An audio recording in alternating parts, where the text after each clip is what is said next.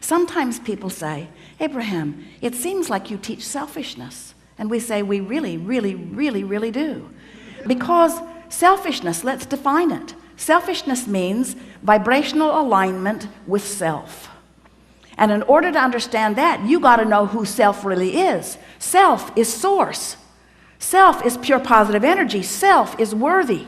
Self is clear-minded. Self is healthy. Self is full of vitality. Self is eager about life.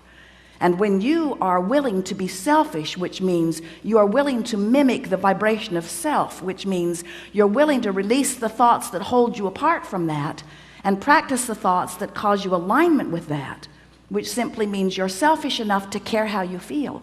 That's when they call it selfish. People say, oh, you're so selfish, you're pleasing you. And what they mean is, you should please me. You're selfish because you please you, and I'm not selfish because I think you should please me instead of you.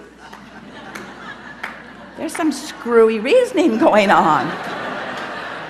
And every time it matters to you to please them instead of you, oh, it's such short-term gain, such short-term gain.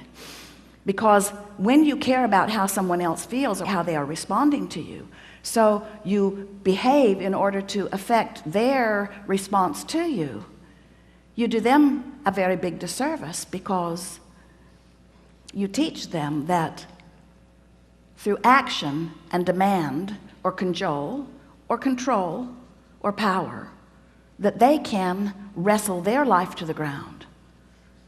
And there's hardly going to be anybody as cooperative as you. Think about it. Have you ever had someone who was so cooperative they'd just do anything for you, and then they were the only one who would behave that way? So you just had that one friend? Often it was your mother. You weren't really ready for the world, were you?